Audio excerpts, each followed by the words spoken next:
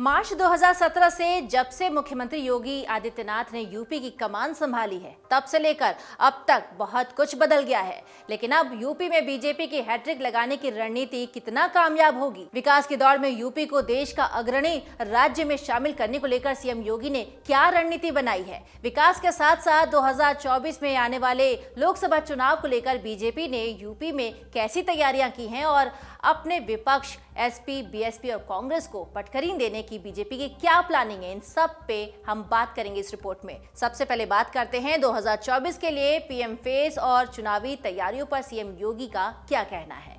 क्या है मिशन 2024 के लिए सीएम योगी की रणनीति? लोकसभा चुनाव की तैयारियों के बीच यूपी की 80 सीटों पर बीजेपी की नजर है। साल 2014 और 2019 में अकेले दम पर बहुमत हासिल करने वाली भारतीय जनता पार्टी ने नए साल के पहले ही माह में तैयारियों को धार देना शुरू कर दिया है। लखनऊ के बाद अब दिल्ली में बैठकों का दौर भी शुरू हो चुका है। 2024 का लोकसभा चुनाव आने वाला है और बीजेपी 2019 से भी बेहतर प्रदर्शन कर पाएगी। इस पर सीएम योगी का कहना है कि प्रधानमंत्री नरेंद्र मोदी के नेतृत्व में 2019 से भी अच्छे बहुमत से बीजेपी सत्ता में लौटेगी। यूपी में 70 से ज्यादा लोकसभा सीटें भारतीय जनता पार्टी जीतेगी। 325 या 350 जैसा बेहतर परिणाम मिलेगा। अनुच्छेद 370, राम मंदिर जैसे जो वादे प्रधानमंत्री के नेतृत्व में हुए हैं, अब उनके प्रति कृतज्ञता जताने का वक्त आ गया है। उत्तर प्रदेश संभावनाओं वाला प्रदेश है। यहाँ अगले साल इसका परिणाम भी निश्चित तौर पर देखने को मिलेगा। दरअसल चुनाव 2019 में समाजवादी पार्टी और बसपा के बहुचर्चित गठबंधन के बाद भी भाजपा को 62 सीटों पर जीत मिली थी। अपना दल 2 सीटों पर जीती। सपा और बसपा गठबंधन 15 सीटों पर जीती। वहीं कांग्रेस को 1 सीट पर जीत मिली। राहुल गांधी अमेठी से चुनाव हार गए थे। इन तमाम स्थितियों को ध्यान में रखते हुए लोकसभा चुनाव 2024 की रणनीति तैयार की जा रही है। बीजेपी ने 2019 में 49.4% वोट शेयर हासिल किया था। मतलब पार्टी का चेहरा पीएम नरेंद्र मोदी को लेकर यूपी में किसी भी प्रकार का विरोध नहीं दिखाई पड़ा। आजमगढ़ और रामपुर लोकसभा उपचुनाव में जीत के बाद भाजपा ने सपा के दुर्ग में सेंधमारी की है। इससे निपटने के लिए अब मुख्य विपक्षी दल सपा ने तैयारियों को तेज कर दिया है। सपा अध्यक्ष अखिलेश यादव जिलों का दौरा कर संगठन को मजबूत करने के प्रयास कर रहे हैं। भाजपा के कोर वोट बैंक सवर्ण और ओबीसी में सेंधमारी की कोशिश कर रहे हैं। गैर यादव ओबीसी वर्ग को साधने के लिए यूपी नगर निकाय चुनाव के ओबीसी आरक्षण के मसले को जोरदार तरीके से उठाया जा रहा है। साथ ही मुस्लिम यादव समीकरण को बचाने को लेकर भी प्रयास करते हुए अखिलेश यादव दिखाई दे रहे हैं। बात करें बहुजन समाज पार्टी की, तो बसपा भी अपनी तैयारियों को धार दे रही है। पार्टी दलित मुस्लिम समीकरण को एक बार फिर जमीन पर उतारने की कोशिश करती दिख रही है।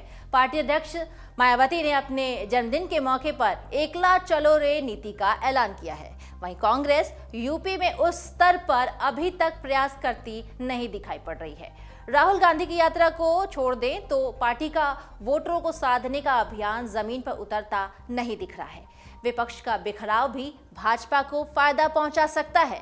एक तरफ भाजपा 50% वोट बैंक को साधने की कोशिश कर रही है, दूसरी तरफ विपक्षी दलों के वोटों का बंटवारा होता दिखाई पड़ रहा है। ऐसे में भाजपा के राष्ट्रीय कार्यकारिणी के निर्णय पर यूपी की भी नजर होगी।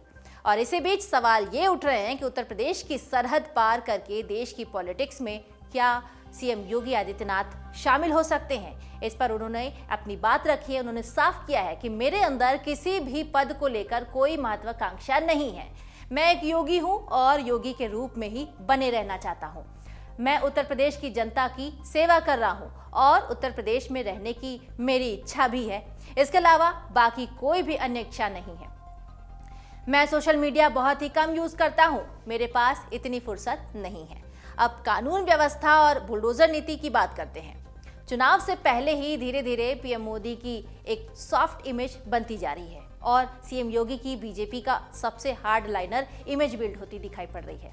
हालांकि इस बात को खारिज करते हुए योगी आदित्यनाथ का कहना है कि मुझे पार्टी की ओर से जो जिम्मेदारी मिली है मैं उसे बखूबी निभा रहा हूं। अगर कोई प्रदेश में अशांति फैलाने, कानून व्यवस्था बिगाड़ने का प्रयास करता है तो हम उससे निपटना जानते हैं।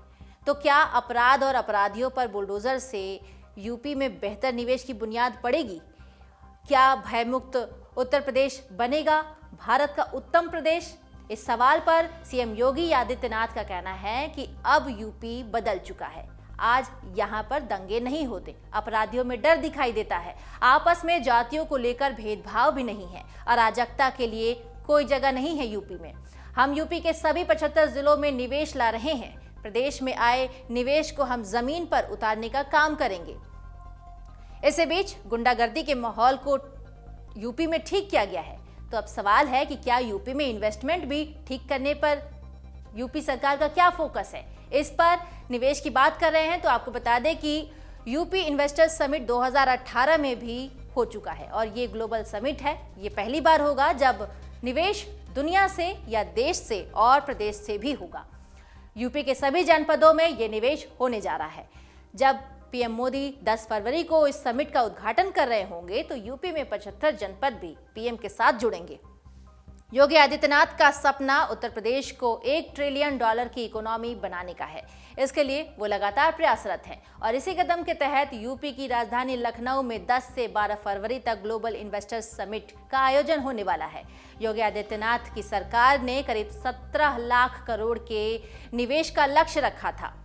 इस सिलसिले में देश के विभिन्न राज्यों 16 देशों में हुए रोड शो के दौरान साइन हुआ MOU से निवेश का आंकड़ा करीब 21 लाख करोड़ तक पहुंच गया है।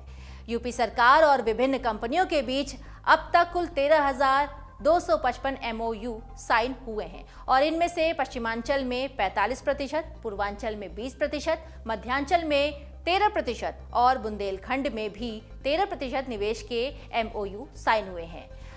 यदि ये सभी MOU धरातल पर उतरते हैं तो 1,82,00,000 रोजगारों का सृजन होगा।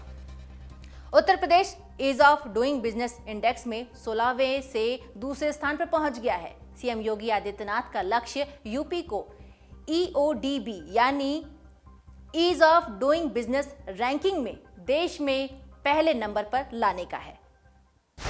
डाउनलोड करें अमर उजाला ऐप और पाएं खबरें लगातार।